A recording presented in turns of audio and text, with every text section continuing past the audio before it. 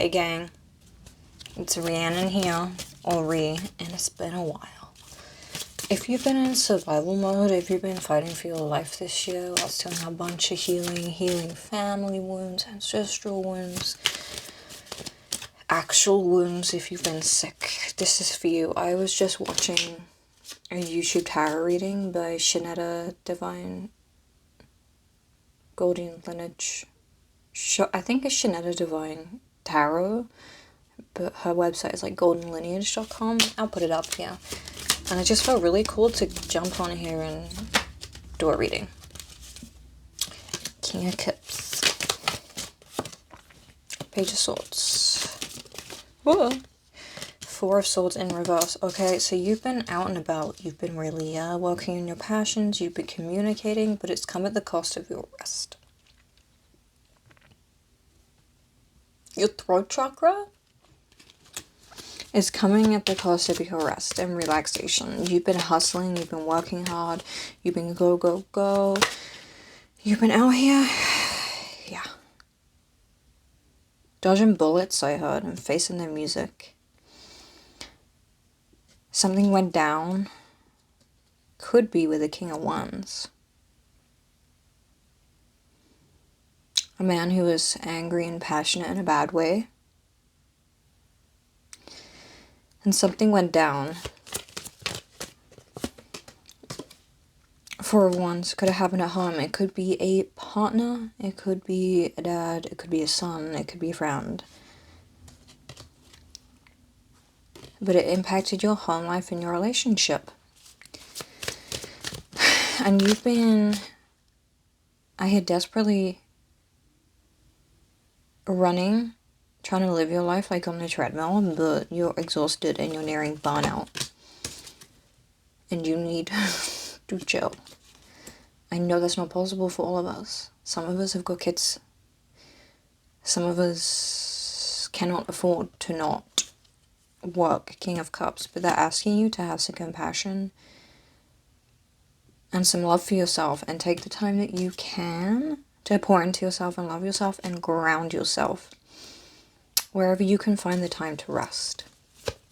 They're urging you the rest is productive, and without resting, you can't go on to achieve these other things because you won't have the energy to. Resting is a recharging moment. Yeah, the Devil in reverse or upright. That's a lot of cards. I'm not taking all of those. Give me something else, please, Spirit. Okay, the Lovers. This is talking about balance as well. The Lovers isn't just always indicative of love and, of soulmates and stuff. It's also talking about balance and choices. You need to make the active choice to choose yourself and rest and invest in yourself. And really,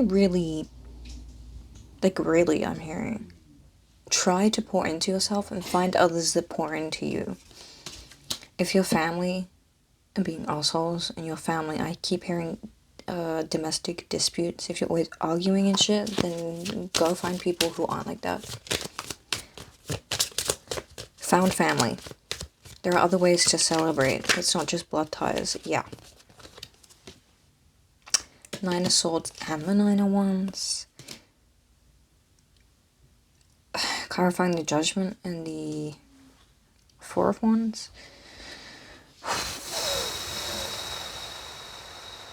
Guys, you don't always have to be on defense mode. You can actively choose not to be around these people. You can actively choose not to be consistently stressed. I hear that someone just needs to get high. I feel that. 10 of Pentacles in reverse. Yeah, y'all are worried about money, and y'all are worried that if you make the choice to look after yourself, it'll impact your finances and your stability and your home life and getting your dreams. But Spirit is like, no, that's not how it works. Two of Swords in reverse. Actually slowing down and taking care of ourselves and looking after ourselves.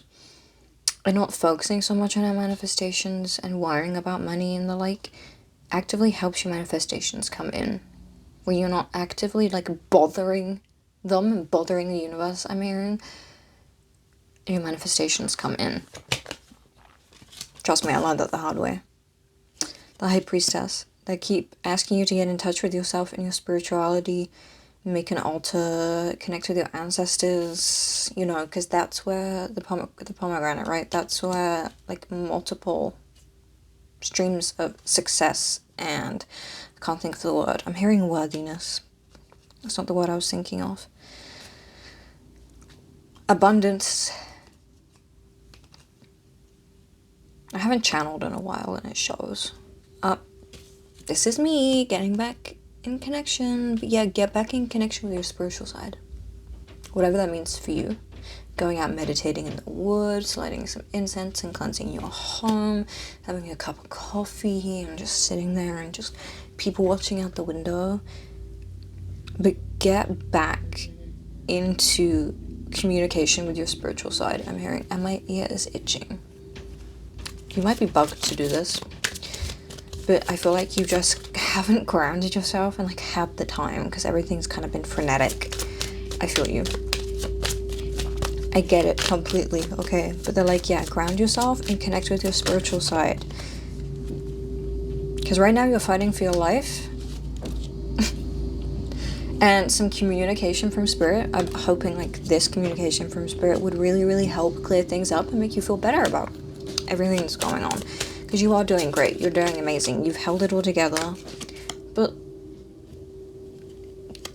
it's okay to accept help, not just from your own community and your found family and the like, but also from spirit. Life, unfortunately, is a team event.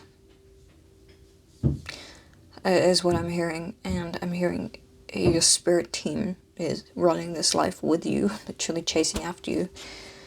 And, yeah, get grounded and be thankful you have got Wheel of Fortune. Everything is up in the air right now, but it's gonna come down, okay? And it's gonna happen quicker than you expect.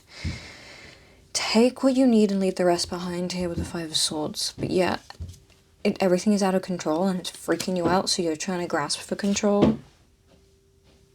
Take what you need and leave. Leave these people, leave these situations if it's not good for you. Yes, the universe is being sneaky and trying to bring good things in for you. But because they're sneaky, because they're quiet, because they're not loud, the question is, are you going to receive them? Are you going to be in the right place, in the right situation, in the right mindset to receive them? Or are you going to be so caught up in, like, you know, how loud life is and running around and how frenetic it is, that you miss them? Because a lot of these manifestations are little and quiet, and you need to be aware of them. And that requires being grounded and comfortable in your spirituality and listening to the little intuitive nudges and, you know, really following that instinct when it comes to your spirituality, that impulse that feels right. Not the anxiety in your gut, but, like, you know, in your core it feels right. And you're too anxious right now.